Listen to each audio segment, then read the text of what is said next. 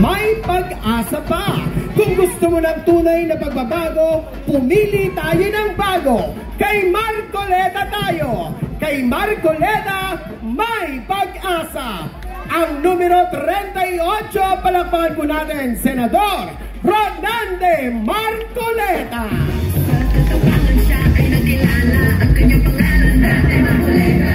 Pinipili yung magkakabuti para sa basta karami. Katotohanan ang sinasabi, Marcoleta laban sa mga mapapapili. Karating nagsamali si Marcoleta, ipaglalaban ang kapakanan ng masa. Huwag ka matakot, Marcoleta ang pag-asa.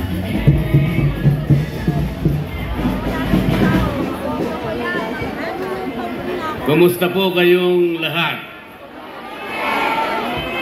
Ano po? Paano naman naging mabuti? Napakamahal yata ng bilihin ngayon. Mura po ba ang bigas? Mura po ba ang pangunahing bilihin ngayon? Mura po ba yung gamot? Mura ang pampo-hospital? Paano mabuti? Napakarami po ng problema ng ating bansa ngayon. Kaya po ang ginagawa ng ibang mga kandidato na lumalapit sa inyo, ang dala-dala nila ayuda. Merong AIX, merong MAIP, merong TUPAD, merong AKAP, maliban pa sa 4-piece. Alam po ba ninyo kung magkano lahat ito kapag pinagsama-sama? Kailangan malaman po ninyo, lahat po ng mga ayudang binibigay sa inyo, lalo na sa panahon ng eleksyon, 194 billion pesos. Pero ang tanong, naibibigay ba doon sa dapat na makakuha ng ayuda? Kasi po, ang tinatarget na dapat mabigyan ng ayuda, hindi bababa sa 25 million Pilipinos. Ngayon po, ang itatanong ko sa inyo, lahat ba ng 25 million na mahihirap na Pilipino nabibigyan ng ayuda? Napipili lang eh. Sa tansya ko po, 5% lang ang nabibigyan. Ibig sabihin, nasa 5,000 lamang na mahihirap na Pilipino ang nabibigyan. Samantalang ang targeted number hindi bababa sa 25 million. Alam po ba kung anong pwede natin gawin dyan para lahat sana'y mabigyan? Lahat mabigyan. Ang akin pong iniisip, para madali tayo, lahat po ng pamilya na kumukonsumo ng 2,000 pababa, dapat libre na po yung kuryente. Totoo mangyayari. Monthly po ito, 2,000 ba? Libre na. Sapagkat ang mabibenepisyuhan nito about 25-26 million Pilipinos. Ibig sabihin lahat mabibigyan. Hindi po pwede yung pipiliin lang kung sino binibigyan.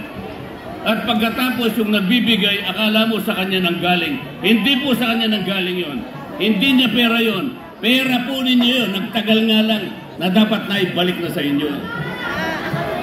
Pagka po may dumating sa inyo mga kumakandidatong senador, ang dami nilang pera ngayon. Kunin po ninyo sapagkat sa inyo yon. Huwag kayong magpapasalamat sa kanila. Iboto pa rin ninyo yung gusto nyong iboto. Isama na po ninyo ako doon. Rodnante Marcoleta, number 38 sa balota. At pakisama na po ninyo si Kuya Ipe na ipinakilala ako sa inyo kanina. Ang sabi ko po, napakarami nating problema.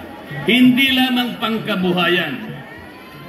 Kailangan po ibaba natin ang presyo ng kuryente sa bansang ito sapagkat yun po ang nakasulat mismo sa batas.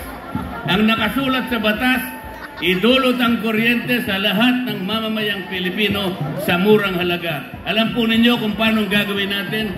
Tanggalin po natin yung 12% VAT. Sapagkat tayo lang na Pilipino, ang bansang Pilipinas lang ang merong VAT. Pumunta kayo sa Vietnam, pumunta kayo sa Malaysia, pumunta kayo sa Cambodia, walang VAT, dito lang.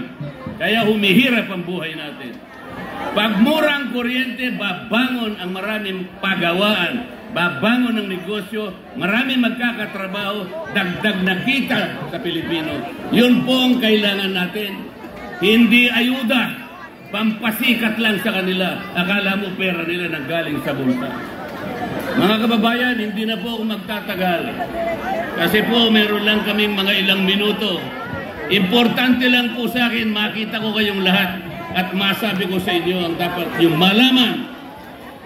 Isa pa pong malaking problema ng bansa natin ang pagkakahati-hati bilang Pilipino. Inimpeach nila ang Vice President, mahati na naman tayo. Dinukot nila si dating Pangulong Digong, dinala sa malayong lugar. Nahati-hati na naman. Nalungkot ang maraming Pilipino kung hindi man lahat. Alam ko kayo po, marami sa inyo nalulungkot din. Itama po natin ang maraming mali. Ayusin po natin ang maraming mali. Mabuti po dito sa Distrito 5 at sa buong Maynila, meron kayong Yorme, meron kayong Chi Atienza, meron kayong Amado Bagatsing, na talagang tutulong sa inyong lahat dito sa Maynila. Ngunit yung kabuuan ng ating bansa, kailangan po nating ayusin. Tulungan po ninyo ako, tulungan nyo kami, para sa ganun magkita-kita po tayo at magtutulong-tulong po tayo. Magkayang-kaya po natin gawin ito. Itama po natin ang mali, pigilan natin ang pagtanggal sa Vice President, ibalik natin si Pangulong Digong sa lalong madaling panahon. Maraming salamat po sa inyong lahat. Maraming salamat. Maraming salamat po. Muli po, huwag po natin kalilimutan ni Shade ang number 38 para sa ating magiging senador, Dante Marcoleta. Mga kabataan, SK, para kayo sa inyong lahat. Mahal po kayo ni Amado, nakatabi. Maraming salamat. Muli po, huwag po natin kalilimutan ni Shade